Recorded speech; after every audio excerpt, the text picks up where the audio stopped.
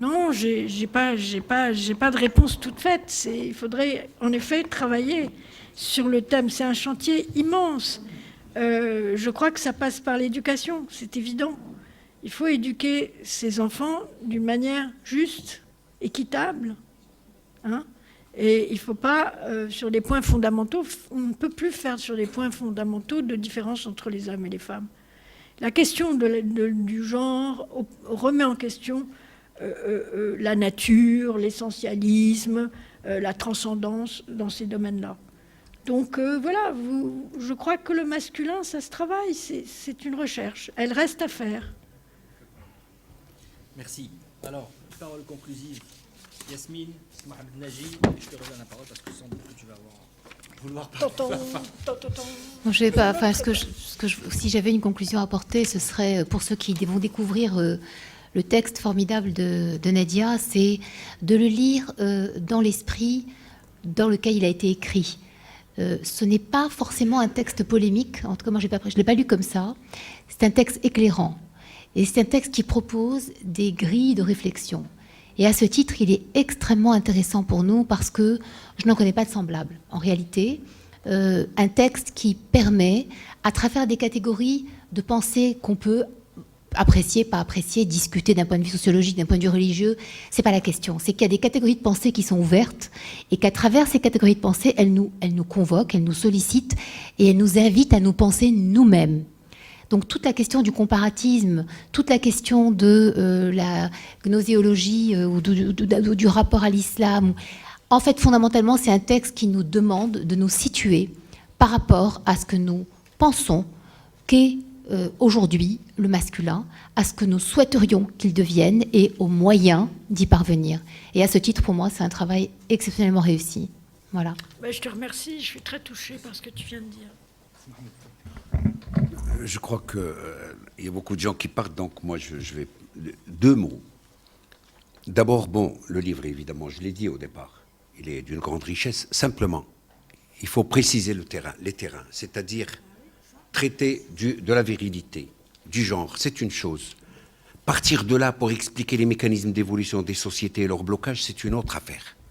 Pour moi, c'est pour ça que quand j'ai parlé de Mohamed, de la tribu, etc., pour moi, il y a une explication sociale, économique à ce qui se passe, et évidemment philosophique. Donc ça, c'est très important pour percevoir la société dans sa complexité, et notamment pour ce qui se rapporte au genre. Mais qu'on en fasse la clé, d'ailleurs, vous le dites très intelligemment, quand vous dites que le déterminant économique, tout ça, non, je suis désolé, c'est une façon de voir, ça une chose. Deuxième chose, je ne suis pas gêné par les islamistes.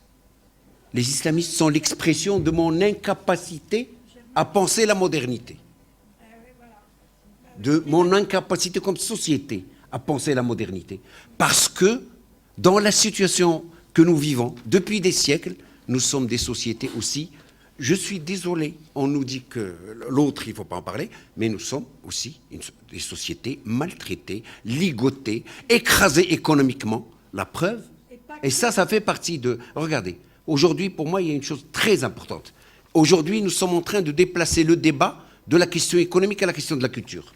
Vous voyez, guerre des civilisations, guerre des cultures, alors qu'en fait, on n'entend plus parler d'échange inégal, de division du travail, d'hiérarchie.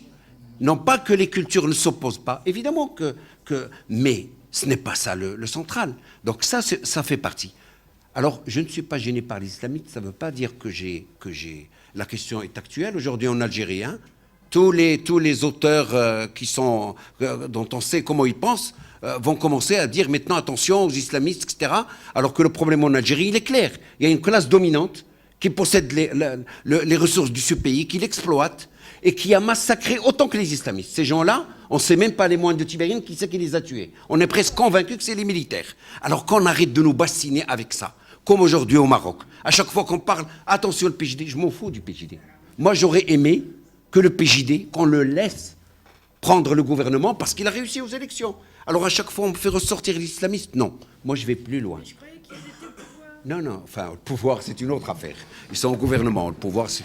Par contre, je suis pour une relecture et une critique du religieux. Et parce que l'absolutisme dans le monde musulman, il est né à partir de l'islam. Et l'État, Mohammed, comme on a dit tout à l'heure, Mohammed, il a instauré l'État. Non seulement il a posé le cadre pour la virilité, mais il a créé un État. Et le voile, le verset du voile, je suis désolé, il est né avec le Coran. Mohammed, quand le verset est arrivé, le verset du voile, ce n'était pas pour habiller les femmes uniquement. C'était pour protéger, pour protester contre sa décision de s'être marié avec l'épouse de son ancien fils. Et il y a eu beaucoup de protestations à la Mecque, et le verset est descendu parce que les gens l'embêtaient durant la fête de mariage. Donc c'est un voile qui est le hijab. C'est pas pour rien que les commentateurs l'appellent le hijab. Évidemment, après. Alors quand on nous dit, je suis désolé, quand tu parles de cette période en attendant les Omeyyades, comme quoi c'est la période de... Il n'y a jamais eu autant de morts que durant la période des califes, ils sont tous morts. Je parle pas des Omeyyades. Non, je ne parle pas de vous, là on est sorti on parle de façon plus générale. Donc pour moi, c'est la critique, c'est l'analyse, la relecture sympathique. Moi je suis musulman, hein, je le dis, je suis de culture musulmane. Je ne suis pas croyant, mais je suis de culture musulmane. Parce que cette sympathie est nécessaire pour approcher une société. Je pense que ce n'est pas pour rien que vous le faites, vous le faites d'abord en tant que Marocaine. Donc, bien poser les problèmes de façon claire. Merci en tout cas pour votre livre, quoi que j'ai pu dire. Il m'a beaucoup interpellé. Je vous remercie, je suis d'accord avec votre position. Elle n'est pas exclusive de la mienne. Hein? Soyons clairs. Voilà. Mesdames et messieurs, merci et à très bientôt.